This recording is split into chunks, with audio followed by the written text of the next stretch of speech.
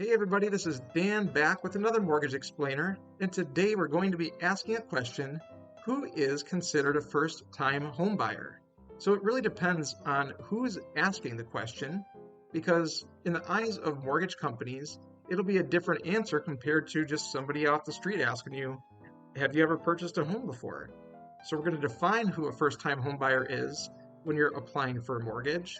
We're going to talk about some of the benefits of being a first-time home buyer and just also talk about how much it actually matters if you are or not, right? So first off, the real question is, have you owned a residential property in the most recent 3 years? If the answer is yes, then you are not a first-time home buyer. If the answer is no, maybe you've owned a property more than 3 years ago, then yes, you'd be considered once again a first-time home buyer, even if you purchased a property longer ago in the past. Now, there could be some other unique circumstances with that as well. For example, if somebody's owned a piece of land, if there's not been a residence attached to that land, then yes, they're a first-time home buyer. Or maybe somebody's owned a mobile home, but has not owned the land that the house was on. They're also considered a first-time home buyer. There could be some other unique examples of that as well, but for the most part, that is the basic definition. So now, knowing that, we've again maybe heard that there are some benefits with being a first-time home buyer and some special programs out there. So where do we really see the benefit of being a first-time home buyer? Well, it's no longer just for first-time home buyers to use the conventional Home Ready or Home Possible program. When those programs first came out, that was the idea, is that they were just opened up to first-time home buyers. But since then, even people that have owned a home in the past, even in the more recent 3 years, could still be eligible for this Home Ready and Home Possible program, as long as they meet the other guideline that the income based on the county that you're purchasing the house in has to be within 80% or less of the area median income.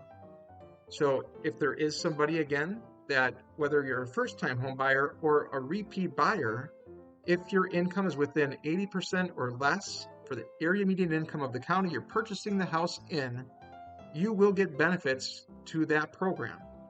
Now, those benefits could include putting as little as 3% towards a down payment. You could be getting a lower cost of mortgage insurance and also a reduced interest rate. So there are some great benefits for those programs. Now, really, being a first-time home buyer comes into people that fall within the next category that do make a little bit more income than 80% of the county. So first-time home buyers really do get that extra benefit when they're between 80 to 100% of the area median income based on that county. Because again, for people that have owned a house within the most recent 3 years, if they make too much money, then they don't get any of the benefits. Then they're just under the regular guidelines for conventional or government or whatever mortgage program that they are applying for. But for true first-time home buyers, again, which true, I mean, have not owned in the most recent 3 years, right? That's what we defined in the beginning as a true first-time home buyer for us, is that they will also be able to put as little as 3% down and get some benefits on the cost of the mortgage insurance and the interest rate. Again, first-time home buyers, there is that sweet spot, and that's where they see the biggest benefits, between 80 to 100% of the area median income. So, there's certainly a benefit for some people with being first-time home buyers, but it's not a make or break. It's not that you have to be. Certainly, it's something that if you can qualify for, and there's going to be some benefits there, cool. That's what the programs are meant to do, and they're meant to help people in that position. In the more recent years, again, they've opened it up to people that are under the 80% median income for the counties to try and help more people out that might need it, right? So if you have any questions about that, or if you're looking at any other programs, again, if it's a state program, things like that, they might have some slightly different definitions. You're going to want to ask your loan officer, the mortgage broker, any questions about that.